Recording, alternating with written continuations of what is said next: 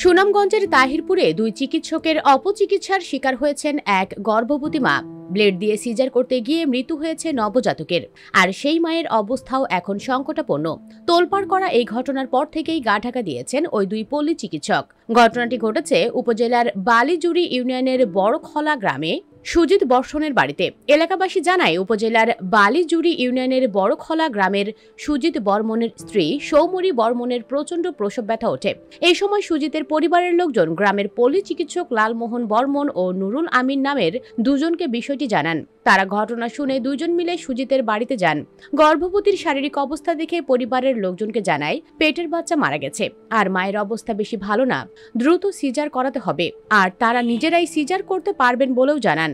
পেটের বাচ্চা মারা গেছে শুনে সুজিতের পরিবারের লোকজন কি করবে দিশেহারা হয়ে পড়ে। কোনো উপায় না দেখে দুই ডাক্তারের কথায় রাজি হয়ে যায়। পরে তারা গর্ভবতীর যোনিপথ ব্লেড দিয়ে অতিরিক্ত কেটে বাচ্চা বের করে আনেন।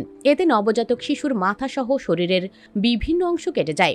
সন্তানটি পেটে মৃত বলেও জীবিত অবস্থায় জন্ম নেয়। নবজাতকের অবস্থা সংকটাপন্ন হওয়ায় বিশ্বম্ভরপুর উপজেলা স্বাস্থ্য কমপ্লেক্সে নিয়ে যাওয়া হয়, তবে পথেই শিশুটি মারা যায়।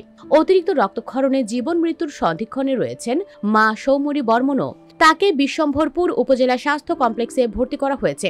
মৃত নবজাতকের বাবা সুজিত বর্মন বলেন, আমার সুস্থ বাচ্চাটিকে মেরে ফেললেন দুই চিকিৎসক। আমার স্ত্রীও এখন মৃত্যুর মুখোমুখি। কি করব ভেবে পাচ্ছি না। তারা পারবে না বললেই তো পারতেন, কেন এমন করলেন? আমি এর বিচার চাই। এই ঘটনা শুনে পরদিন ঘটনাস্থল বড়খলা গ্রামে যান তাহিরপুর উপজেলা নির্বাহী কর্মকর্তা পুনেন্দ্র দেব ও তাহিরপুর উপজেলা স্বাস্থ্য কমপ্লেক্সের কর্মকর্তা ডাক্তার ইকবাল হোসেন। তাহিরপুর থানার ভারপ্রাপ্ত কর্মকর্তা নন্দন কান্তি ধর ঢাকা টাইমসকে বলেন, ঘটনা শুনেছি, এটি খুবই দুঃখজনক। এখনো কেউ কোনো অভিযোগ নিয়ে আসেনি।